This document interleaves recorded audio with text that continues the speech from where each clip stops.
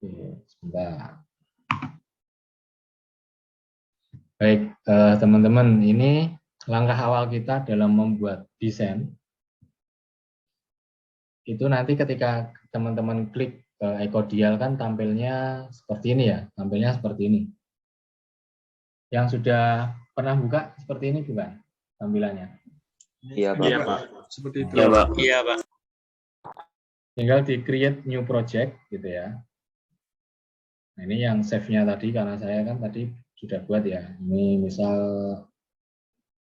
no saja deh. Nah, tampilan layer awalnya sebuah Ecodial itu seperti ini. Yang perlu teman-teman perhatikan untuk kali ini, di situ ada 3 menu utama: project parameter, design and sizing, dan report. Gitu ya. Nah, kalau project parameter itu untuk menentukan setting, contohnya ya di sini frekuensinya. Kalau di Indonesia kan 50, ya belum tentu nanti di negara lain itu kan 50. Jadi kita setting sesuaikan dengan perencanaan kita mau di negara mana gitu ya. Nah, kemudian ke bawah gitu ya. Nanti misal teman-teman ketika analisis drop voltage itu sesuaikan dengan nilai dari PUIL ya, peraturan persyaratan umum instalasi listrik. Karena kita pedomannya cari dulu yang di Indonesia. Kalau Indonesia nggak ada, cari yang internasional, bisa IEEE, IEC, dan lain sebagainya. Ya. Misal kalau nanti di PUIL itu bilangnya 4 ampere, ya sudah, ini tulis 4. Kalau nanti kok nilainya ternyata 3% gitu ya, ya sesuaikan saja dengan peraturan yang ada. Gitu ya. Nah, itu terkait dengan project parameter. Kemudian, dalam membuat singleton diagram itu pilih di design and sizing. Ini ya. Nanti kita bikin misal kalau di gambar tadi, ini ya kita pilih seperti ini busbarnya, kemudian bebannya itu ya. Itu di sini design and sizing. Kemudian report ini untuk menampilkan reportnya, laporan hasil analisis singleton diagramnya. Jadi setelah kita calculate project, nanti reportnya bisa kita download. Ya, bisa kita download. Oke, langkah awal silahkan ini di foto dulu ya teman-teman ya. Nanti kita coba bareng-bareng merangkai yang ada di sini. Di screenshot dulu atau di foto bareng-bareng.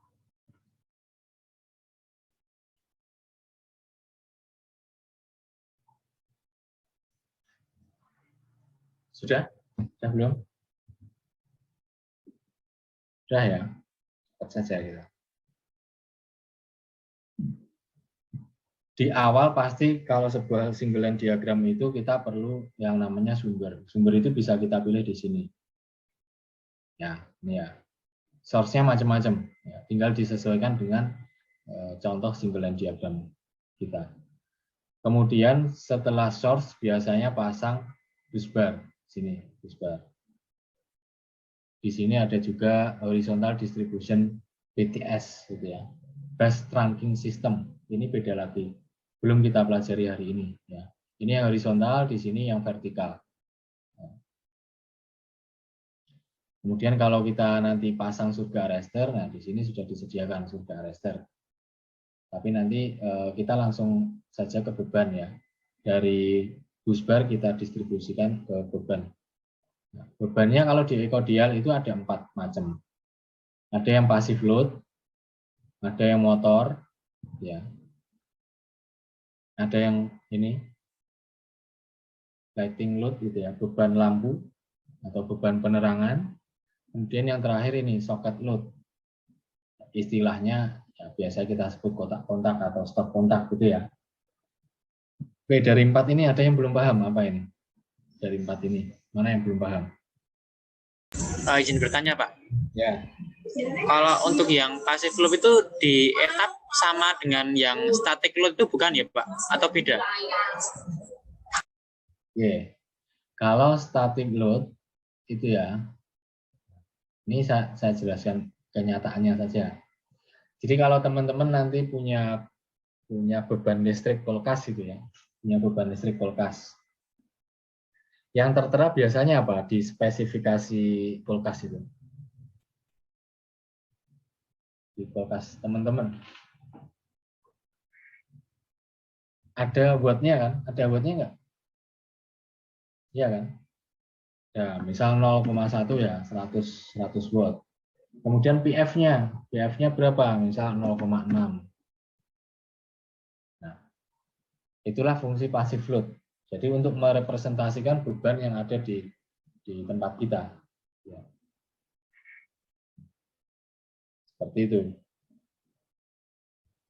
Jadi nggak mungkin di sebuah apa namanya software itu ya ada beban rinci itu ya, ada Magicom, kemudian kulkas, kipas angin enggak, tapi direpresentasikan dengan passive load. Kita ngisi daya aktif ya, watt. Kalau di sini dia defaultnya adalah kW. Kemudian PF-nya berapa gitu ya. Kalau kita setting 1 ya itu bukan passive load.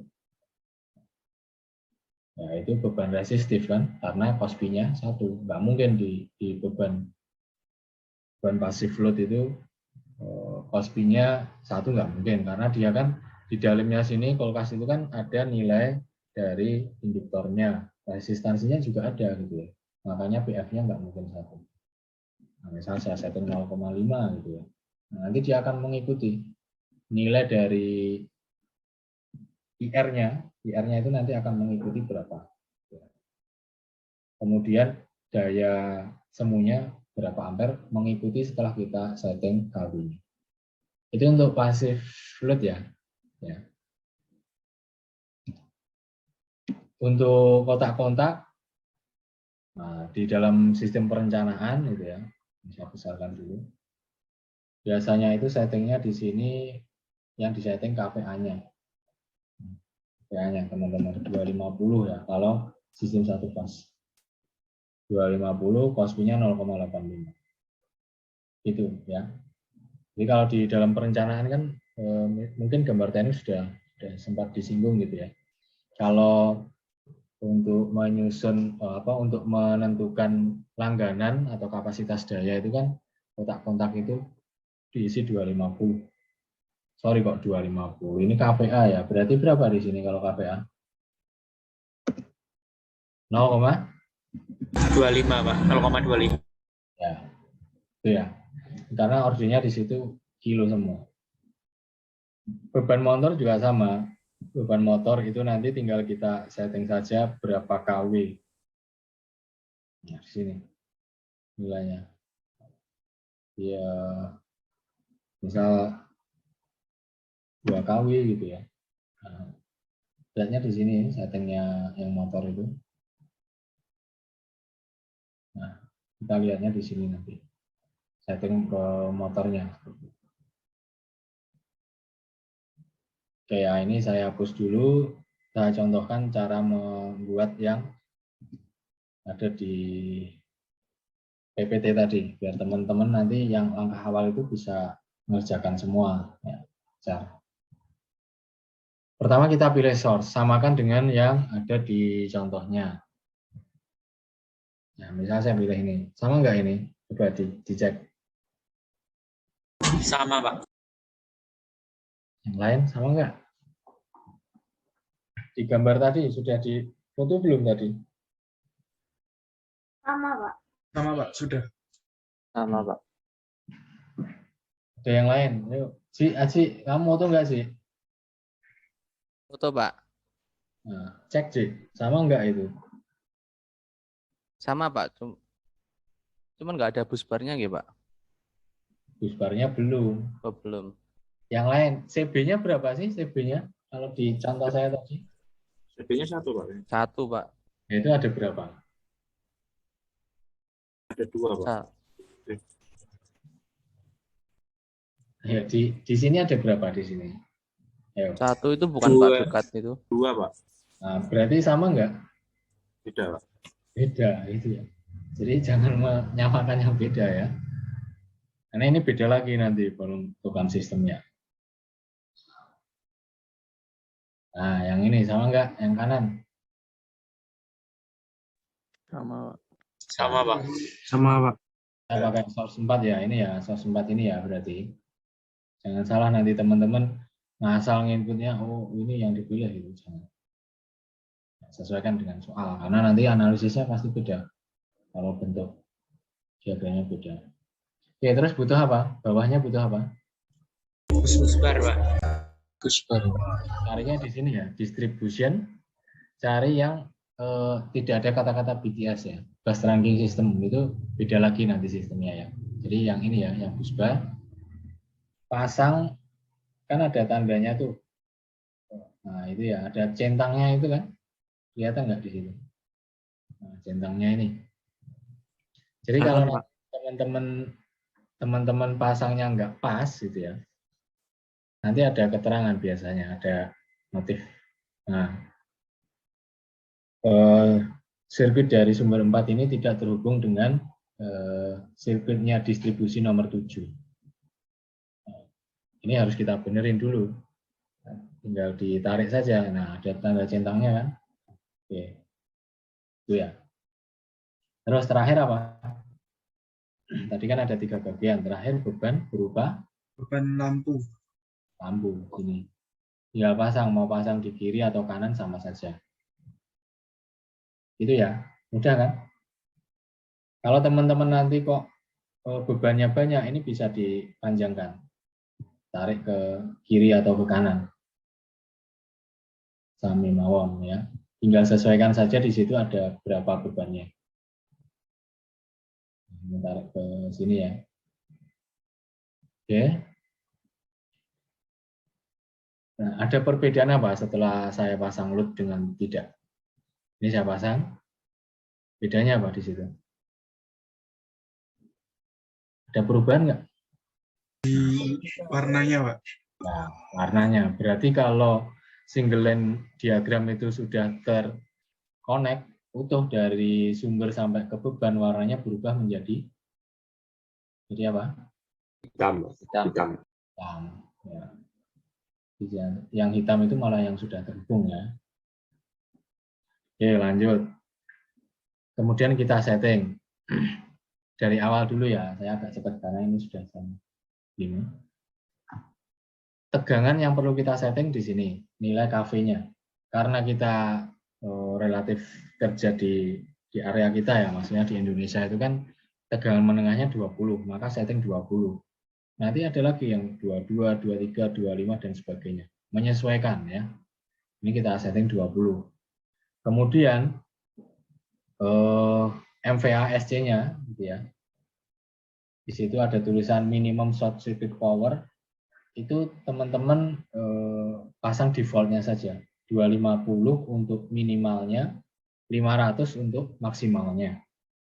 Nanti akan kita analisis di ini ya, studi hukum singkat. Kenapa kok kita harus pasang 250 dan 500? Tapi sementara defaultnya seperti ini dulu. Terus ke bawah di sini ada CB, biarkan saja default. Kabel yang bawahnya CB itu juga sama default 10 meter ya. 10 meter. Kalau teman-teman lihat di dekodialnya tadi kan default kan 10 meter kan, 1 kali 185. Ini juga sama ya, biarkan saja ini. Terus, nah yang trafo nih, yang trafo. Bentar ya, ini yang trafo. Nih. Di sana berapa kVA? 1.600, Pak. Nah, 1.600. Ya. Kita pilih di sini ya, SRT kVA itu. Nanti teman-teman bisa lihat di sini. Penjelasannya ya, penjelasannya itu lihat di sini. Nah, SRT kVA itu kapasitas dari transformator. Ya. Nah, 1.600 kita pilih. Nanti yang lain akan mengikuti ya. Yang 6, 11, 4, 20, 24. Kalau nggak cocok, kita ganti. Ya. Nah, sekarang kalau dilihat dari PPT-nya tadi, nilai dari tegangannya berapa? Nilai dari tegangannya.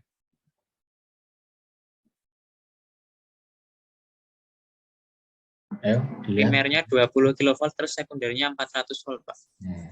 Ya, setting di sini ya, 400 ya. Tegangan tanpa bebannya, 400. Yang lain itu mengikuti ya, karena si trafo itu sudah ada standarnya sendiri. Jadi 6% itu lihatnya ya, kayaknya sudah saya sampaikan, lihatnya itu di spesifikasi trafo distribusi ini. Kalau trafo di atas, kalau trafo 1600 kVA, itu tegangan impedansnya 6%. Jelas ya? Ya. Kalau 800 berapa di situ nilainya? 4,5 Pak. 4,5. Kita lihat ya. Nanti ganti enggak 4,5 itu ya.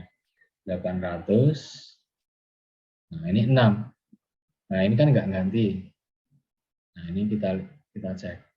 Nah, berarti harus kita sesuaikan ya, teman-teman. Harus detail masalah itu. Kemudian rugi-ruginya, power losses-nya berapa? Itu lihatnya di sini ya, rugi-rugi trafo itu kalau 800, kita pakai 800 itu berapa nilainya? Situ berapa?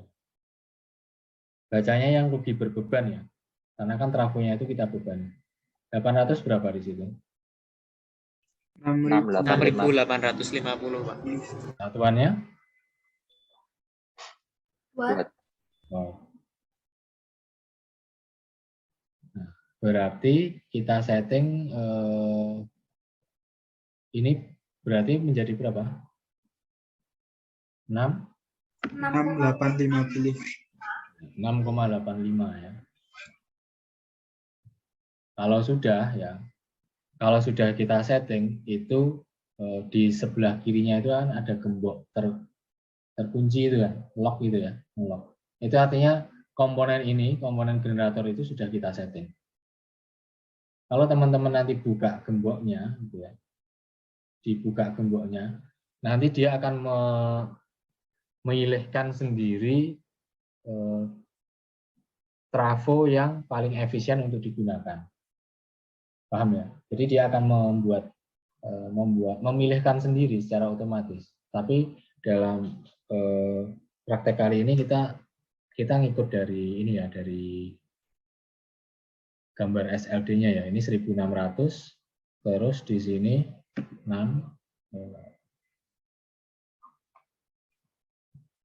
Ini ya 6%, terus rugi-ruginya di situ kalau 1600 13,55. Nah, teman-teman nanti sesuaikan di kodialnya di sini 13,55. Kalau sudah tinggal diklik saja. Oke, masalah kabel sekarang. Kabelnya di situ berapa meter panjangnya?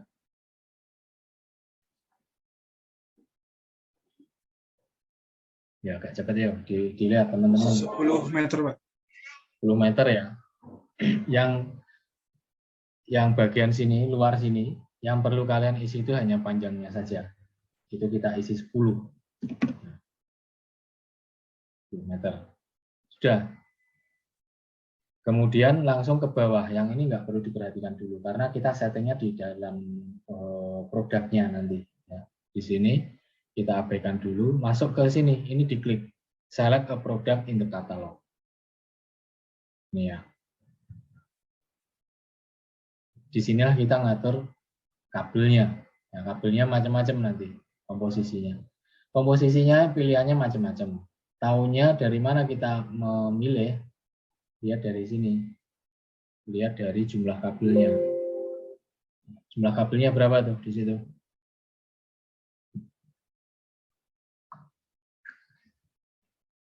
5, Pak. 5. Apa saja? Pasanya 3, netral 1, sama grounding 1. Oke. Ini simbol IEC ya. Simbol IEC kalau digambar untuk kabel, kode kabel, fase, kemudian netral ini ada titiknya, bullnya ini. Kemudian ada garis bawahnya itu melambangkan grounding. Jadi kita pakai 3 fase plus N, ya, N yang tengah di sini, kemudian plus PE untuk komposisi. Nanti teman-teman cari mana ya. Nah ini kebetulan di sini pas ya. 3pH plus N plus PE. Kalau nggak ada groundingnya, yang mana pilihnya ya? Cari yang nggak ada groundingnya. Ini. Gitu ya. Sebelum ke komposisi, pilih dulu konduktornya. Tipenya apa di situ? Yang digambar. Ada keterangannya kan di situ. Tadi sudah dibaca oleh siapa tadi? Bagas kayaknya. Single core, Pak. Single core, Pak. Pilih single core. Kita edit lagi ya karena berubah kan tadi. 3 bus plus N plus PE. Insulasinya defaultnya saja pakai SP LPE dulu. Nah, tembaga atau aluminium di situ digambar. Tembaga, Pak. Tembaga. Terus CSA di sini, base CSA di situ adalah kalau di tempat kita itu diameternya. Ukuran kabelnya berapa diameternya. Paham ya? Satuannya apa berarti? Milimeter kuadrat, Pak. Ya, milimeter persegi. Ya. Berapa di situ nilainya? 300. 300. Tinggal cari saja ya, 300. Tarik ke bawah, setting 300. Ya. Number per pasnya berapa? 6. Nah. Ini untuk per pasnya sudah. Sekarang saya balik dulu ke gambar ya, ke gambar biar teman-teman paham. 6 kali 300. Nah, perhatikan di situ. Denisa mana? Denisa Fitra. Oke, apa itu artinya? Denis. 6 kali 300 mm persegi. Total kabelnya itu ada 6, kemudian ukuran diameternya itu 300 mm persegi. 6 di mana? 6 itu di fase apa? Atau di penghantar apa?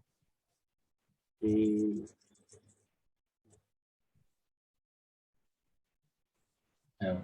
Sambil lihat di sini juga ya, di sini. Fase 6 kali 300 itu. Berarti di mana? Di fasenya kan? Di fasenya. Fase itu ada berapa? Fasenya ada 3. Fase R, fase S, fase T. Berarti total di 3 fase itu ada berapa kabel di situ berarti?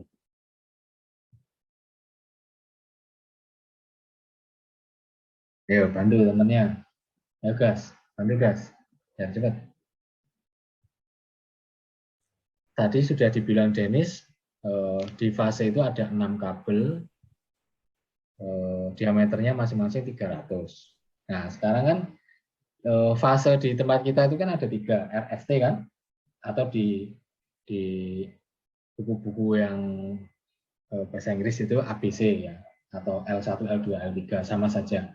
Tapi yang jelas jumlahnya 3. Berarti total kabelnya ada berapa? 18, Pak. Ya, 18 ya. Di R6 kabel, di S3 kabel, 6 ya. Di R6, di S6, di T6. Paham ya, teman-teman ya? Yo, Aditya. Kalau yang N ini, netral ini, jumlah kabelnya ada berapa? Totalnya ada berapa? Netralnya ada 2, Pak. 2 dari mana? Ini kan, ini ada berapa ini netralnya? 2. Kok 2? Bentar, Pak. Enggak kelihatan. Kira gas? Ayo gas. 4, Pak. 4. 1, Pak. 1 ya. Ya, besarkan. Ini kan fasenya 3. Netralnya? 1. Groundingnya? 1. Berarti jumlah kabelnya di sini untuk netralnya ada 4, Pak. 4. Ada 4. Untuk groundingnya ada. Ada 4 juga, Pak. Juga. Nah, sekarang agak cepat kita settingnya. Untuk fasenya tadi 300, jumlahnya 6. Sudah ya. Sekarang netralnya. Diameternya berapa? 240. 40. Jumlahnya 4. yang di sini ya, teman-teman perhatikan. Terus yang PE, bonding, diameternya 240. 240. Terus, sebentar ya, saya pindah ke bawah. Jumlahnya ada berapa? 4 ya, sama kayaknya. Nah, kalau sudah kita pilih di sini, di bawahnya adalah ringkasannya. Saya punya kabel single core, diameternya 300 untuk fasenya ya, untuk fasenya di sini. Dia pakai tembaga, netralnya jumlahnya 4, diameternya 240 sampai ke bagian PE-nya. Ya, itu secara ringkas di situ. Kalau sudah kita oke. Nah, kita oke. Nah, kalau ada tanda gembok di sini berarti sudah kita setting kabelnya. Teman-teman nggak perlu setting CB-nya, nanti biar dia nyari secara otomatis. Di sini CB kalau kita pengen cascade itu tinggal kita pilih saja di sini yes. Artinya nanti dia akan mencarikan metode yang cascading yang paling cocok untuk itu. Nah, ini ada keterangan nggak bisa. Kenapa? Karena di sini adalah bagian yang paling tinggi, ya, bagian yang paling tinggi. Yang bisa kita setting itu yang di sini. CB yang bawah kita klik. Nah, nanti ada keterangannya CB, nanti bisa kita setting cascadingnya. Bagian CB nggak perlu kita setting. Oke, lanjut ke sini kabelnya ya. Sama ya caranya, kita klik dulu kabelnya di sebelah bagian kabelnya, kemudian di sebelah kanan di sini untuk panjangnya. Kalian input panjangnya di sini. Panjangnya berapa di situ? 15 meter, Pak. Nah, ada 15, ada 10. Nanti diisikan NIM terakhir kalian, 2 digit terakhir ya. Ragil berapa NIM-nya? Gil? 11, Pak. Nah, 11 langsung diisi 11 gitu ya. Nanti teman-teman menyesuaikan yang lain, sesuaikan dengan NIM-nya. Kemudian sama prosesnya, select a product. Nah, di situ, yuk, saya klik kalian yang membunyikan ya. Oke, yuk dimulai dari mana? Ini live konduktornya apa di situ ya? Saya ya, bisa dari sini. Single core. Komposisinya? 3P, 1P, 1N, PE. Oke ya. Yang sini berarti. Oke, terus PE-nya. Oh, kok PE? Yang ini dulu, fasenya, diameternya berapa?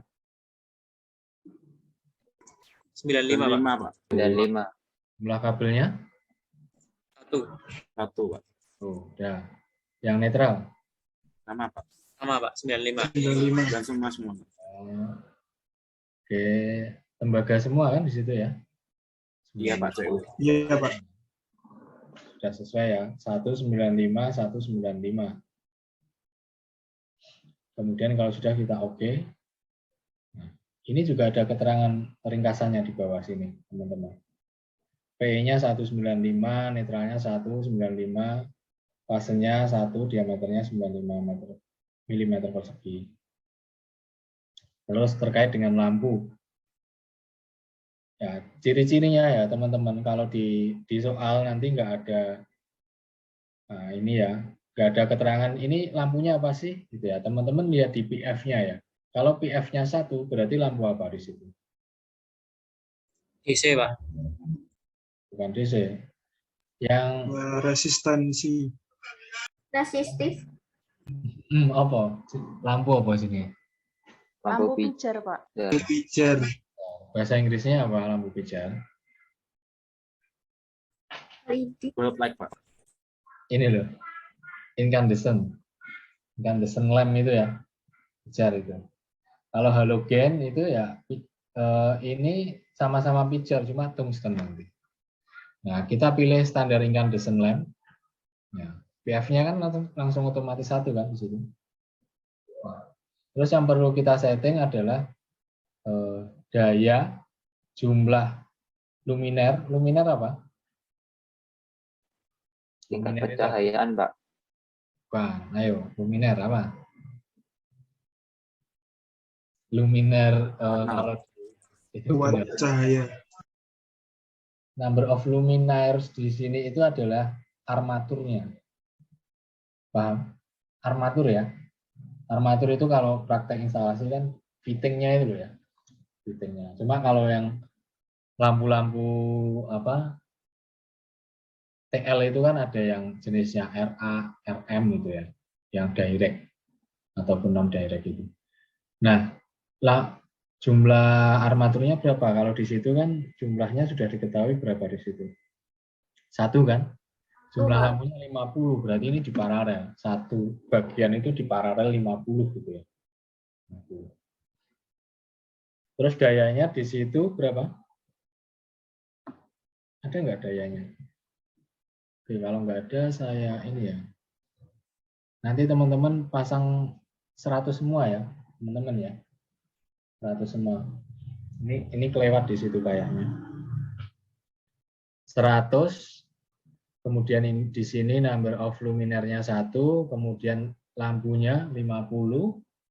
Nah, kalau nanti teman-teman masangnya, ini kan kebetulan soalnya kan 3 fase di sini, lampunya dengan sumber 3 fase. Kalau 1 fase teman-teman ganti di sini. Ya, number N type of konduktornya diganti 1 fase plus N. Nah, kemudian connectionnya mau line berapa? Kalau saya mau RS berarti line 1 dengan N. Sini. Tinggal disesuaikan saja, karena di sini kan bus bar di sini itu masih 3 fase plus N plus PE kan. Makanya ada pilihan di sini, L1, L2, L3 di situ. Itu untuk ya kalau nanti teman-teman masang yang 1 fase. Oke, kita kembalikan 3 fase plus N dulu, sistemnya 3 fase. Nah, ini sudah selesai nih. Jadi nanti saya ngeceknya nanti dari sini dulu. Ini sudah lengkap belum yang di setting itu? Ada kuncinya atau enggak? Kalau enggak berarti kan teman-teman belum setting nih. Nah, kalau sudah nanti teman-teman langkah berikutnya selesai melakukan setting itu langsung dikalkulit. Nah, calculate project. Kita calculate. Yes, kita save dulu ya. Ini save defaultnya di dokumen C. Ya. Dia akan kalkulasi sendiri nanti. Oke. Seperti ini ya. Jadinya, ya. Di sini ada yang mengganggu, yaitu ini tanda warning di sini. Teman-teman nanti abaikan saja kalau ada warning ya. Nah, ini bisa dilihat juga di sebelah sini, pojok sini, one warning di sini. Nah, ada nggak tulisan di situ? Kelihatan? Kelihatan, Pak. Kelihatan, Pak. Oke, nanti kalau mau lihat detailnya apa, ke bawah, ya bawahnya ekspor di sini, itu ada ini ya, ada maximize keterangannya, kita klik. Nah, ada informasinya. Jadi intinya ini ya, pemilihan di WC7 di sini untuk sirkuit UC8 dia tidak support dengan arus sebesar 2309. Kalau di etap itu biasanya warnanya itu displaynya warnanya merah muda, masih merah muda. Kalau nanti dia ganti jadi merah itu berarti sudah parah gitu ya. Kalau ada warning itu abaikan saja, kecuali nanti kalau ada error. Nah, teman-teman nanti kalau setelah kalkulate kok ada error, nanti ini ya sampaikan di grup ya. Nanti akan saya berikan solusinya ya. Kita saling diskusi nanti biar temennya tahu juga, oh kalau ada error seperti ini cara ngatasinya seperti apa. Gitu. Jadi kalau contohnya error itu misal saya tinggikan ya 1000 gitu ya. 1000 nih misal kita kalkulate. Nah ini ya. Satu error detected. Nah, errornya apa ya? Lihat di sini. Nah, sizingnya di sini ini ya. Dia short circuit current-nya itu sebesar 39184, 39 KA. Sedangkan pengaman yang digunakan itu tidak cocok, gitu ya. Berarti ini harus kita rubah nanti untuk komponen QA9 ya. Komponen QA9 itu apa? Kita cek di single line diagramnya. Ini QA9. Gitu teman-teman ya. Caranya seperti itu. Kita masih awal ya, kita masih awal karena teman-teman masih pertama kali ya, rangkaian yang sederhana dulu. Ini gitu. Saya kembalikan 100. Jangan lupa kalau kita mau ganti-ganti, setelah ganti-ganti itu dikalkulate. Teman-teman nanti mengumpulkan yang tugas ini. Ya. Kumpulkan yang ekstensinya .eac ini. Cordial itu ekstensinya EAC. Kumpulan ini plus reportnya. Reportnya itu gampang, tinggal teman-teman kalau sudah calculate, klik report, ya, dia akan ini ya, timing dulu. Nah ini bisa kita ganti ya covernya. Kalau awal itu munculnya simbol Schneider. Nah ini sudah jadi reportnya ya. Cara pembacaannya besok, jangan sekarang, nanti malah mumet ya, pakaian materi. Jadi pembacaan reportnya seperti apa, pertemuan yang akan datang kita bahas. Nah, yang penting teman-teman bisa dulu membuat reportnya. Kalau sudah diekspor ya, diekspor, nanti bentuknya biasanya Word. Ya, diekspor di sini, ya ini oke, I understand, gitu ya, dan seterusnya nanti bentuknya Word. Nah, mau disimpan di mana? Misal di dokumen itu kan. Oke, nah sudah nanti tersimpan di My dokumen. Nanti teman-teman kumpulkan versi PDF ya, di save as versi PDF. Nah, biar enggak apa. Kalau nanti teman-teman pakainya Word-nya yang lebih tinggi dari saya kan takutnya apa namanya? Hurufnya biasanya kan ini formatnya jadi berubah kan. Jadi yang dikumpulkan reportnya itu PDF saja sama yang ini, yang e-cordialnya. Sudah cukup, itu saja. Ada yang ditanyakan terkait dengan ini, cordial. Jadi ini masih awal ya. Nanti kalau teman-teman sudah agak menguasai, nanti kita lanjutkan tambah yang agak lebih kompleks itu ya. Ini, sini ada sebuah sistem. Nanti kita pelajari. Oh dia analisis hubung singkat di titik ini misal, berapa nilainya? Nah, itu kita pelajari. Tapi langkah awal ini buat dulu yang sederhana dulu. Gitu ya teman-teman ya untuk pertemuan hari ini. Saya stop dulu recordnya.